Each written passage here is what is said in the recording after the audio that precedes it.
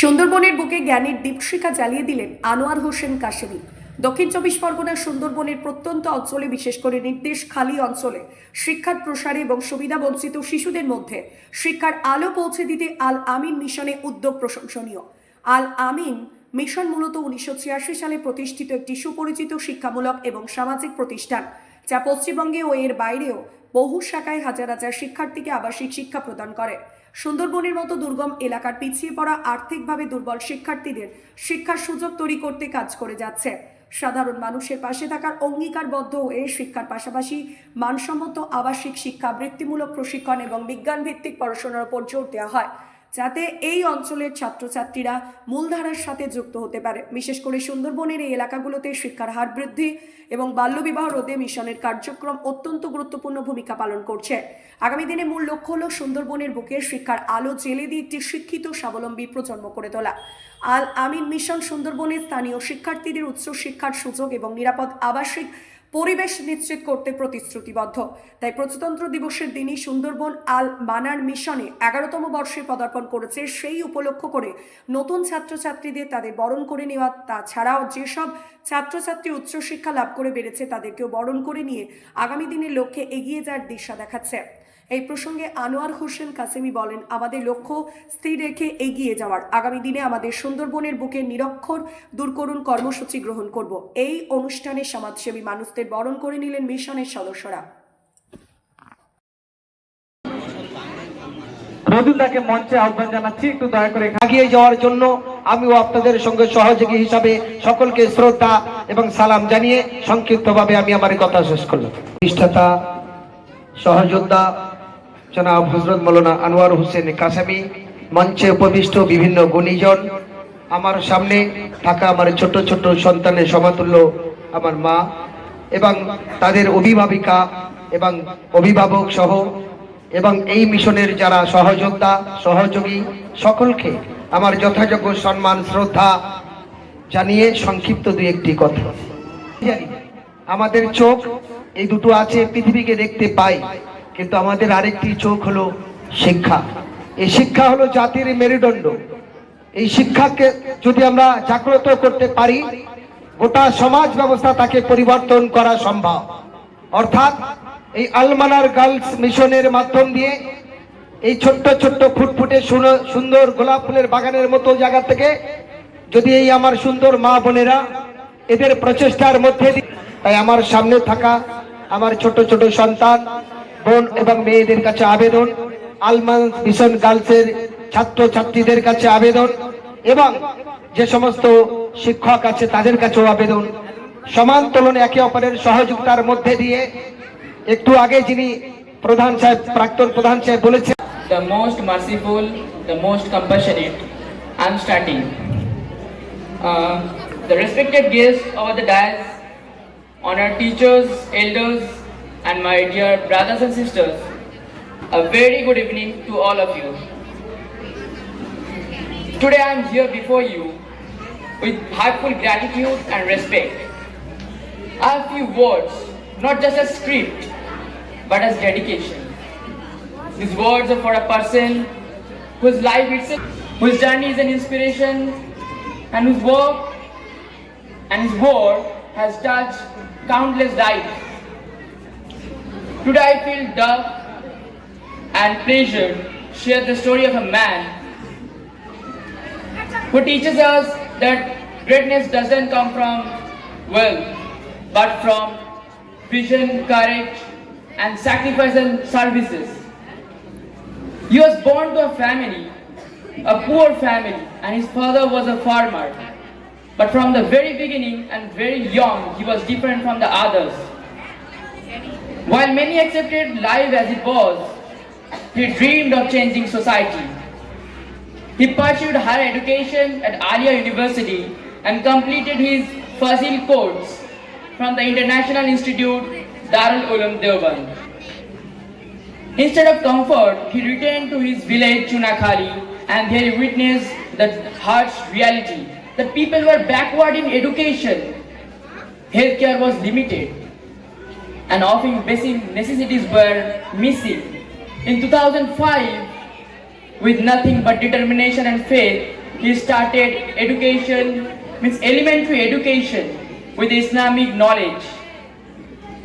Later he realized that for girls he need a safe and separate campus for education.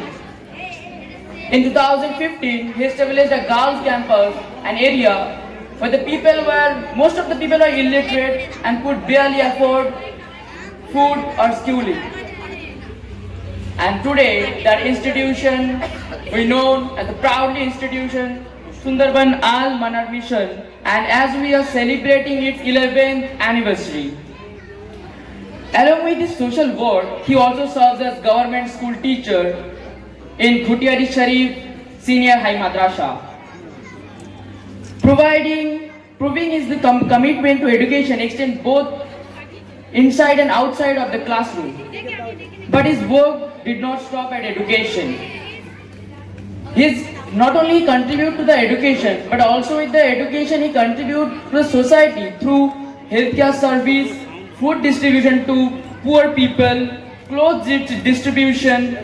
That during Ramadan period, he also serves iftar to many people, and during natural calamities, like we have seen that during lockdown period, he has supported many poor people by giving them paddle van, by providing them a job, by providing them a support. He extends his hand to the poor people. Along with this, he serves as there is injustice, you need a protester. You will find him on the first row. He is raising his voice. He is raising his voice fearlessly for the voiceless people, for the people's right.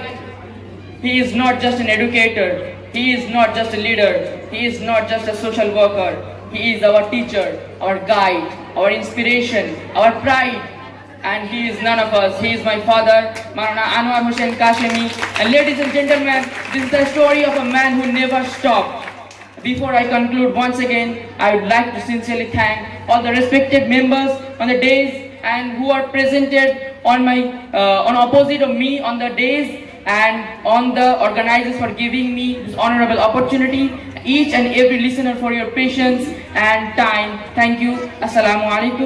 সুন্দরবনের প্রত্যন্ত এলাকায় শিক্ষা এবং স্বাস্থ্যের উপরে যে প্রতিষ্ঠান করেছি, আমরা সকলের আশীর্বাদ দোয়া নিয়ে পথ চলা শুরু করেছিলাম। গুটি গুটি পা করে প্রায় 11 বছর পদার্পণ করলো।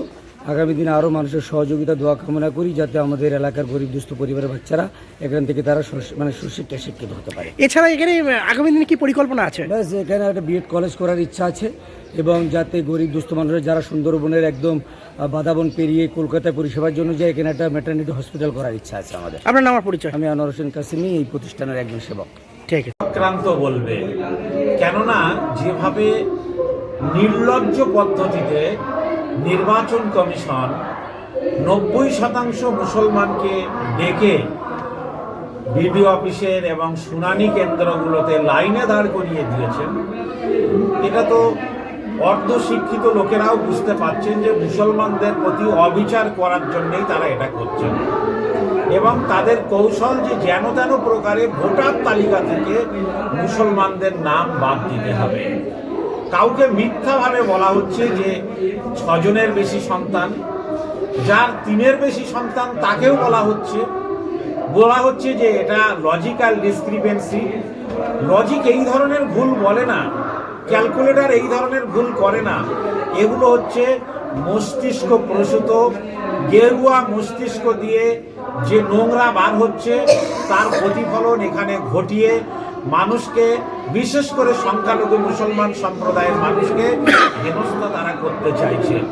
মুসলমানদের যেহেতু কাগজ আছে, তারা সবাই নির্বাচন কমিশনের দেওয়া ওয়াদা মোতাবেক 2025-এর সঙ্গে 2002 সালের ভোটার তালিকার ম্যাপিং করেছে। যার 2002 সালে নাম ছিল না, সে তার পিতামাতার সঙ্গে ম্যাপিং করেছে। সবার নাম খসড়া তালিকায় এসে গিয়েছে। রোহিঙ্গা আর বাংলাদেশির যে গল্প ফেলেছিল অর্ধশিক্ষিত বিজেপি নেতারা সেটা যেহেতু বাস্তবায়ন করতে পারেনি, তাই ফাইনাল তালিকা বার করার আগে মুসলমানদের হেনস্থা করে তারা আবার নতুন করে একটা মন গড়া ভোটার তালিকা তৈরি করতে চাইছে। আমরা প্রশাসনকে, নির্বাচন কমিশনে গিয়ে বলেছি, বিভিন্ন ব্লকে গিয়ে বলেছি, যাদের খসড়া তালিকায় নাম আছে, একটা মানুষের নাম যদি খসড়া তালিকা থেকে বাদ যায় তাহলে তার দায় প্রশাসনকে নিতে হবে, ব্লক প্রশাসন, জেলা প্রশাসনকে নিতে হবে। কারো নাম যদি বাদ দিতে হয় তাহলে ব্লক প্রশাসন বা নির্বাচন কমিশনের প্রতিনিধিদেরকে সেই বাড়িতে পৌঁছে যেতে হবে, গিয়ে দেখতে হবে যে সেই মানুষটি কোনো বাইরে থেকে এসেছেন না এখানকার স্থায়ী বাসিন্দা। যদি বাইরে থেকে এসে থাকেন আমরা তার বলবো না যে তার নাম ভোটার তালিকায় থাকে, কিন্তু যদি বাইরে থেকে না আসেন, স্থায়ী নাগরিকের নাম যদি বাদ দেন ব্লক প্রশাসন, তাহলে কিন্তু ভোটার তালিকা প্রকাশ হওয়ার পরে আসল লড়াইটা কিন্তু তখন শুরু হবে। বিরোধী দলনেতা সুবিধা কিন্তু বলেছেন যে লোকেদের কথা যারা কেবলমাত্র রাজনীতির ঊর্ধ্বে মানুষকে ফুটবল হিসাবে ব্যবহার করতে চায়, যারা মানুষের কল্যাণের কথা ভাবে না, বেকারদের কাজের বা চাকরির কথা ভাবে না, ছাত্রদের শিক্ষার কথা ভাবে না, কৃষকদের ভবিষ্যতের কথা ভাবে না, যারা বৃদ্ধদেরকেও পর্যন্ত লাইনে দাঁড় করিয়ে পর্দার আড়াল থেকে আনন্দ উপলব্ধি করেন, তাদের সব প্রশ্নের উত্তর দেওয়া মানে এটা বোকামি। Inviting me today here. I'm really proud to be here and taking part, and I really welcome Kamruzaman sir. I'm a big fan of you and thank you so much for coming over here. And also chairperson of Sundarban Almanar Girls School, my father MD Anwar Hossain Kasimi. So today actually I'm a 12th grader student, not so much senior, and my speech is basically for those students who are going to give the board this year. So like earlier, 2 years before, I was feeling so nervous and such like you people like you are feeling right now. But my dear friends, a small message for you is do not run after marks, because marks will never define your intelligence. Your hard work, perseverance, determination will do. So dream